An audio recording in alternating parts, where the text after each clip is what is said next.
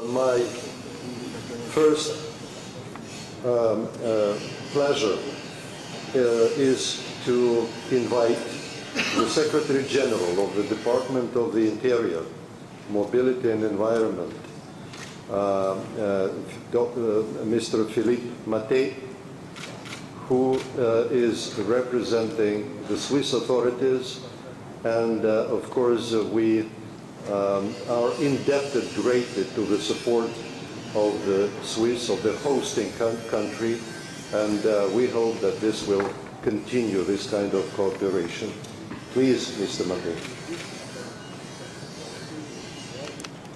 Excellences, Mesdames et Messieurs, au nom des autorités de la République et canton de Genève, et en particulier de Madame Michèle Künstler, conseillère d'État chargée de l'environnement, qui participera demain au dialogue pour la Terre, j'ai le plaisir de souhaiter aux membres de Green Cross International une très cordiale bienvenue à Genève à l'occasion de son Assemblée générale.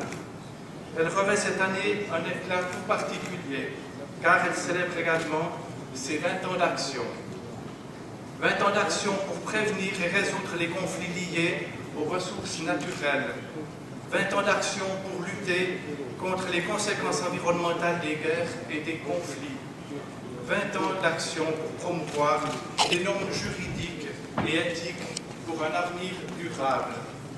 Genève, capitale traditionnelle de la paix et des droits de l'homme, avec près de 245 missions ou délégations diplomatiques, est aussi au centre du plus grand réseau vert de la planète. Le réseau environnement de Genève, le GEN, contribue à mettre en relation plus d'une cinquantaine d'organes intergouvernementaux, de très nombreuses organisations internationales non gouvernementales spécialisées, ainsi qu'une dizaine d'instituts académiques. C'est un véritable pôle d'excellence environnementale qui s'est ainsi développé ici. Et Green Cross, qui a choisi d'implanter son siège mondial à Genève, y trouve naturellement toute sa place. Hier après-midi, et c'est aussi tout un symbole, votre conseil a siégé à la salle de l'Alabama, là où fut signée solennellement, le 22 août 1864, la première convention dite de Genève pour la protection des soldats blessés en campagne. En ce temps-là, le jeune roi Henri Dunant alertait les puissances des conséquences terribles de la guerre.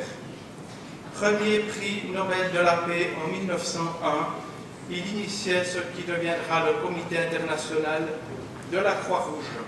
Aujourd'hui, il s'agit encore et toujours de donner une chance à l'humanité, donner un avenir à la Terre.